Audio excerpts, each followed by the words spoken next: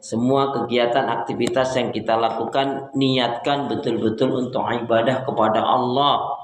Karena hidup dan kehidupan ini tidak ada arti dan nilainya kecuali kita gunakan untuk ibadah kepada Allah. Wa ma khalaqtul jinna wal insa illa liya'budun. Tidak aku ciptakan jin dan manusia kata Allah melainkan hanya untuk beribadah kepada Allah Subhanahu wa taala. Karena itu pula doa pinta kita semoga hati, iman, ibadah, akhlak dan ilmu yang Allah berikan kepada kita hendaknya menjadikan kita bisa lebih baik daripada hari-hari sebelumnya. Bisa memberikan kebaikan dan manfaat yang banyak pula untuk diri, keluarga, teman, sahabat, saudara, tetangga dan orang lain. Dan insya Allah dengan semangat fastabiqul khairat, berlomba-lomba di banyak kebaikan dan dengan istiqomah yang kita minta akhir kehidupan kita mati dalam keadaan husnul khatimah. Amin ya rabbal alamin. Kenapa ya? Kenapa? Ya, karena muslim-muslimah yang baik hatinya, imannya, ibadahnya, akhlaknya dan ilmunya, insya Allah muslim-muslimah yang baik hatinya, imannya, ibadahnya, akhlak dan ilmunya, insya Allah jiwanya tenang dan tentram walaupun tabungannya banyak. Ini kok aminnya kurang kompak ya. Nampaknya perlu diulang lagi. Kenapa ya? Kenapa? Ya, karena muslim-muslimah yang baik hatinya, imannya, ibadahnya, akhlak dan ilmunya, insya Allah jiwanya tenang dan tentram walaupun tabungannya banyak. Amin ya rabbal alamin. Jadi kalau tabungannya banyak, baikin hati, iman, ibadah, akhlak dan ilmu. Allahumma salli ala Muhammad, Allahumma salli ala Muhammad. Salawat dan salam semoga Allah selalu curahkan, limpahkan pada Nabi kita Muhammad sallallahu alaihi wasallam yang telah menyampaikan, mengajarkan Islam dengan sempurna, rahmatan lil alamin.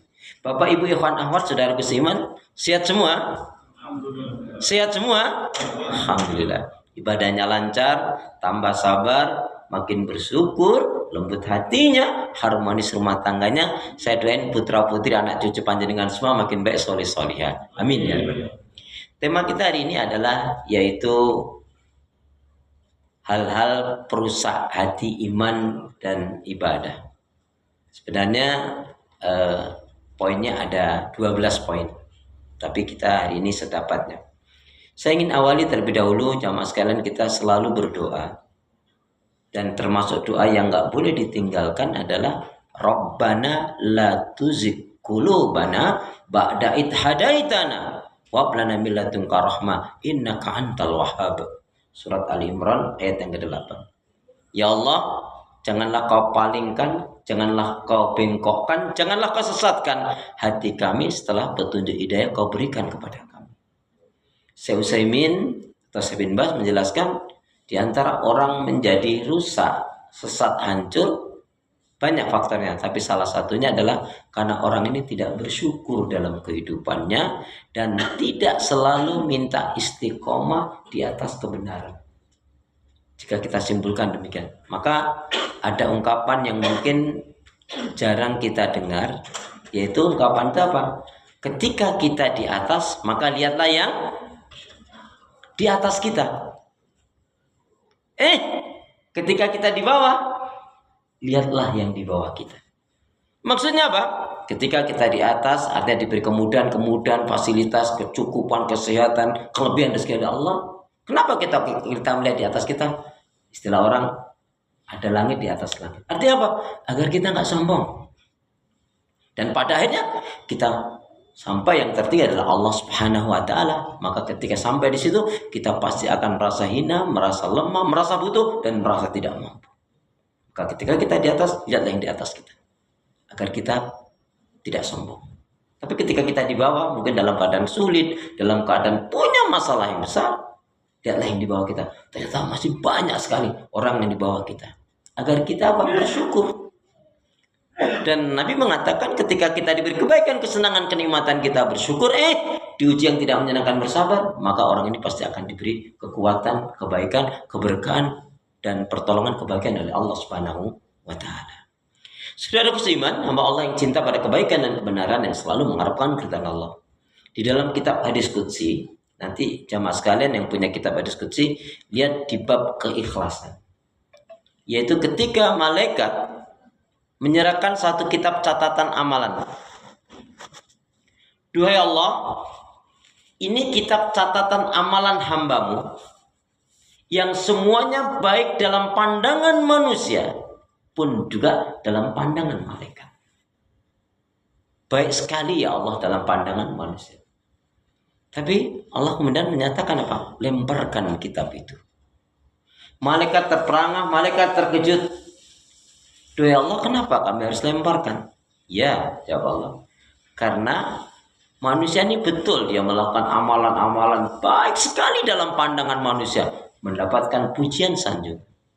Tapi dia lakukan ketika dia melakukan ibadah atau melakukan amalan-amalan ini, dia tidak ikhlas sepenuhnya semata-mata mencari mengharapkan keridhaanku, tetapi dia juga mengharapkan pujian sanjungan manusia. Maka malaikat kemudian melemparkan kitab itu. Ini pentingnya kita selalu menjaga niat ikhlas dalam kehidupan ini. Kullu amalin mardudun, semua amal itu akan tertolak kalau dia tidak dilakukan dengan ikhlas. Biar kita selalu ikhlas dalam ibadah, Pak. Ingat saja dalam ikrar salat kita, kul inna sholati wa nusuki wa mahyaya wa mamati lillahi rabbil alamin. Surat Al-An'am, surat yang ke-6 ayat yang ke-162 163. Katakanlah sesungguhnya salatku, ibadahku, hidup dan matiku hanya kuperuntukkan pada Allah, Rabb semesta alam. Dan ini salah satu tanda orang yang betul-betul ya akan merasakan manisnya iman. Kenapa? Karena dia lebih mencintai Allah dan Rasulnya di atas segala-galanya. Saudara busiman, dalam satu ayat dijelaskan gemuruhnya hati itu lebih dahsyat daripada gemuruhnya air yang mendidih.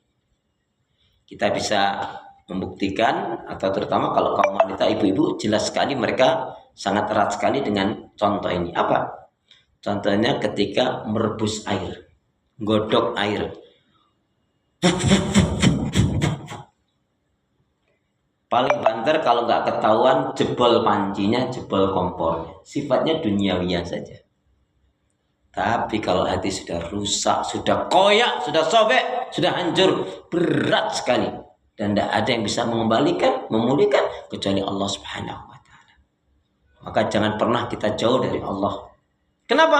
As-salam, yang kasih keselamatan adalah Allah. Ar-Razak, yang kasih rezeki adalah Allah. Asy-Syafi, yang kasih kesembuhan, kesehatan adalah Allah.